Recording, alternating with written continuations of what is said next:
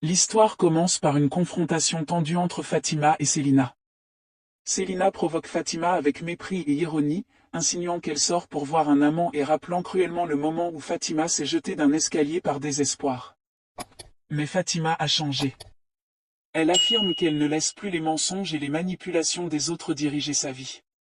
Elle accuse même Célina de mentir, notamment au sujet d'Afonso, que Célina dit stérile. Fatima termine la discussion avec une remarque cruelle sur Eleninia, qu'elle feint de plaindre, tout en laissant entendre qu'un lourd secret pourrait un jour éclater. Ensuite, Fatima retrouve César.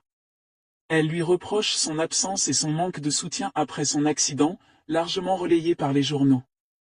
César tente de se justifier maladroitement, mais Fatima coupe court. Fatima se rappelle une nuit où Afonso avait prétendu dormir ailleurs pour aider un ami. Pour elle, tout devient clair, Afonso pourrait être le père des enfants de Solange.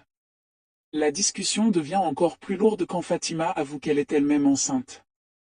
Elle se sent perdue et supplie César de vérifier l'authenticité de l'examen médical de Solange pour déterminer si Afonso est vraiment le père des jumeaux qu'attend Solange. César refuse, prétextant le travail, ce qui laisse Fatima seule face à sa peur et à sa colère. Pendant ce temps, Solange discute avec son meilleur ami Sardinia. Il remarque son comportement étrange et finit par comprendre la vérité.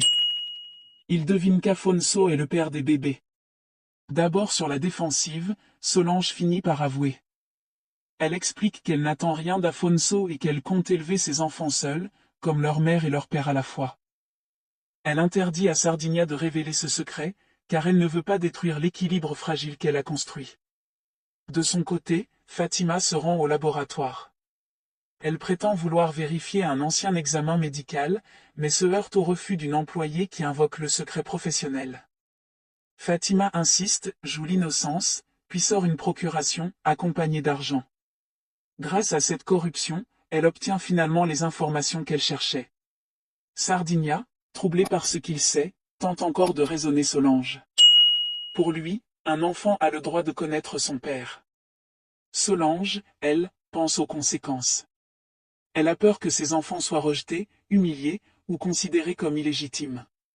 Elle se sent acculée et finit par couper court à la discussion, refusant toute pression supplémentaire.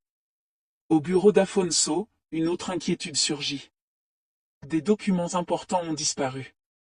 Marietta, son assistante, assure avoir suivi toutes les consignes. Afonso reste calme mais décide d'appeler la sécurité. Rapidement, des rumeurs circulent dans l'entreprise. Les employés murmurent, s'interrogent, et comptent sur les caméras de surveillance pour faire éclater la vérité. Fatima, elle, reçoit enfin les résultats du laboratoire.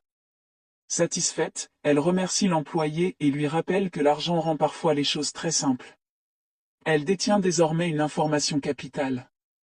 Elle retrouve César et lui révèle que Célina a menti, Afonso n'est pas stérile. Cela signifie que les jumeaux de Solange sont bien d'Afonso. César plaisante de façon cynique, mais Fatima va plus loin. Elle confie son plan monstrueux. Comme Solange est diabétique, elle avait envisagé de remplacer son médicament par de l'eau pour provoquer la perte des bébés. Fatima explique que pour elle, la vraie horreur est de tout perdre. Elle avoue avoir encore la clé de l'appartement de Solange et cherche le bon moment pour agir. César se rend ensuite à l'agence Tomorrow sous prétexte de rendre visite. Il charme Suzy, puis rejoint Solange et Sardinia. Il parle vaguement de sa vie, de ses doutes, de son âge, comme s'il cherchait un nouveau sens à son existence. Derrière ce discours confus se cache en réalité l'engrenage du plan de Fatima. Fatima se rend chez Solange pour saboter son médicament, mais rongée par la culpabilité qu'il aura, elle finit par retourner sans rien faire. Plus tard, Fatima craque. Elle avoue à César que son plan a échoué. Au dernier moment, elle n'a pas pu saboter le médicament. Elle a ressenti de la peine pour les bébés à naître, un sentiment qu'elle ne se connaissait pas. Cette faiblesse la met en rage contre elle-même.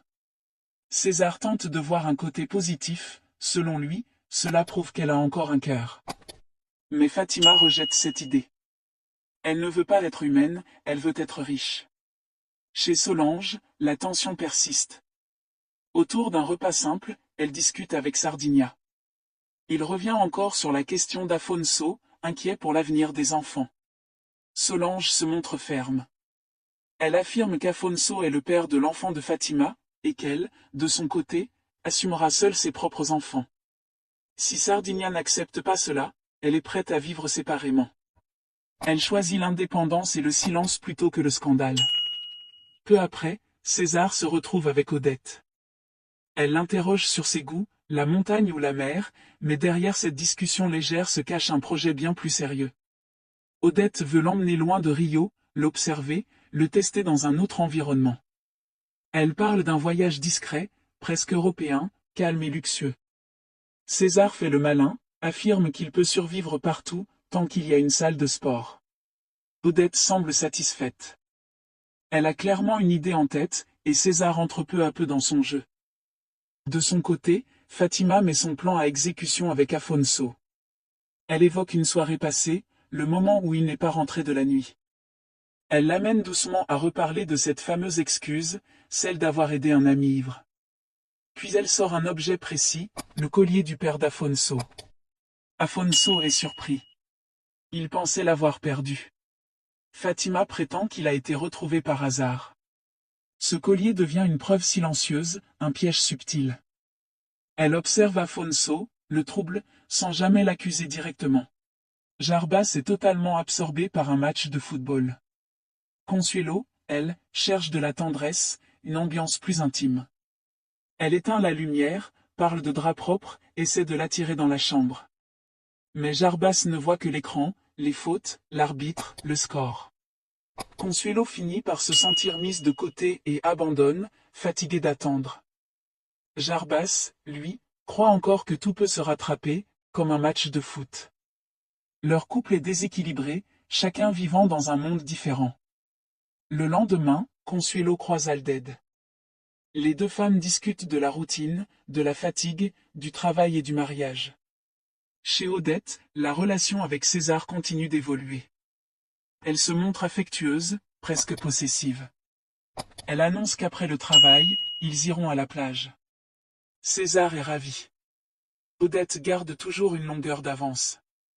Elle révèle ses intentions petit à petit, sans jamais tout dire. À la TCA, Yvan annonce à Luciano son départ prochain. Depuis sa séparation avec Heleninia, il ne se sent plus à sa place. Contre toute attente, Odette a accepté sa démission, à une condition, une dernière négociation. Yvan rassure Luciano sur son avenir et prépare une manœuvre douteuse, envoyer une caisse de whisky à un inspecteur des douanes pour faciliter un accord. Tout est organisé avec soin. Le pouvoir et l'argent continuent de dicter les règles.